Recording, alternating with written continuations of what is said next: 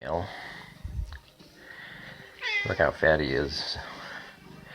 I just bought a weight control food. But since being neutered and the trauma that we both had in Kitkatla and with Coast Mountain College and the BCGU co-facilitating this trauma, these human rights violations, worker rights. Like, I'll show you emails in a vlog tomorrow because the series of us being reunited starts in 2 days.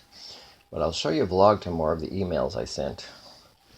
Said if my cat and I leave to go do this contract in the First Nations community after being burned by so many First Nations communities or Indigenous and post-secondary institutions, especially in the northern parts of Canada, and being burned by the BCGU, if my cat and I leave this forest where we're kind of happy to go help, please don't do this to us. And this is the thing that they can't stop from doing.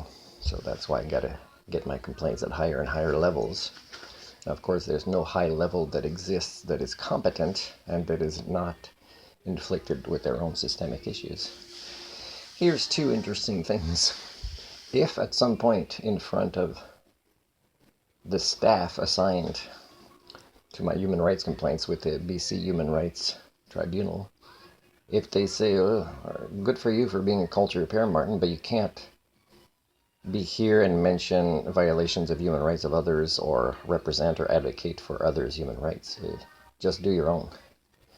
So right there, that's a human rights violation towards me and my identity. But the fact is when that comes from somebody that is supposed to advocate for the human rights of others, it's pretty scary. So I'll post that vlog tomorrow before the reunited series, but his health is still not good since he's been back, and he's been back for going on 5 months now, soon to be 5 months. So yeah, and I can't afford to just take him into the veterinarian, and after people say, oh no, they need volunteers, no, they're good, the organizations in town that help with animal rights. And again, I've just recently proved a second time that they got strike two.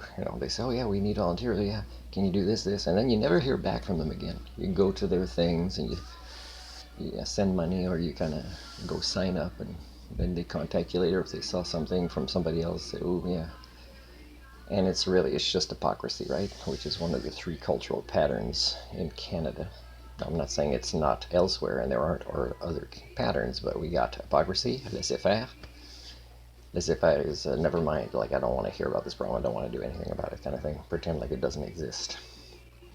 Which describes the BCGU and the BC Ombudsperson's office, and very extremely likely, hard to believe in miracles that they'll prove otherwise with the BC Human Rights Tribunal. And the other one is impunity facilitation. Now, people aren't like this because they aspire to be. It's they suffer from the pathologies of HSD, which makes their mind more and more overwhelmed, more and more lazy, more and more incongruent, and full of cognitive dissonance. They're just not efficient. And they kind of know, at least on an unconscious level, and they're satisfied to continue to live their lives like that. Now, if they had some sort of caring for others, then they would get out of these roles I described. Because, the BC Ombudsperson, for example, if a case is too complicated, they say it doesn't qualify. That's the last thing. But everything is interconnected. So it had elements.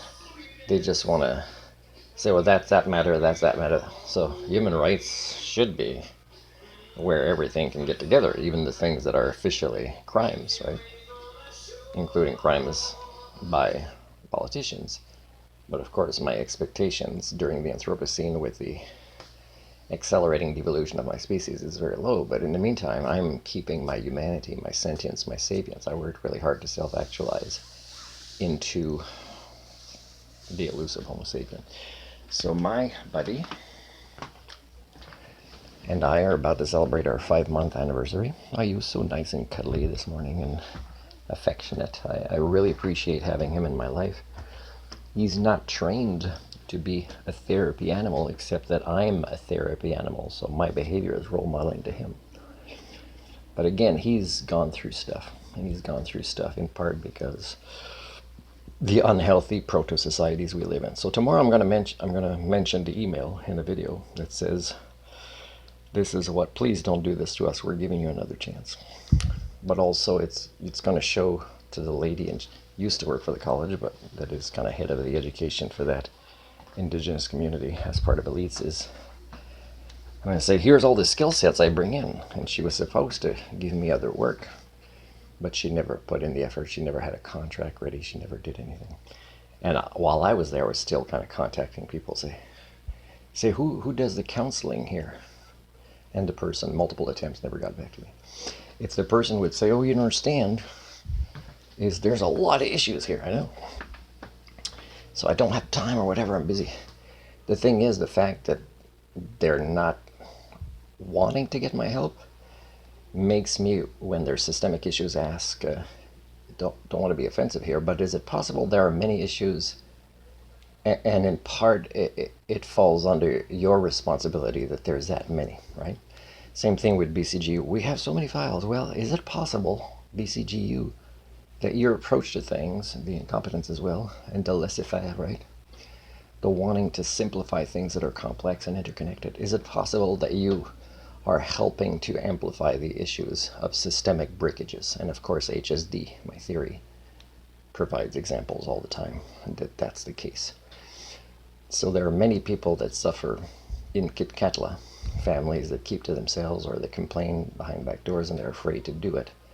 Well, why are they afraid to do it? Why are they afraid of the elites? And why don't they have the skill sets to not be afraid and to advocate for themselves?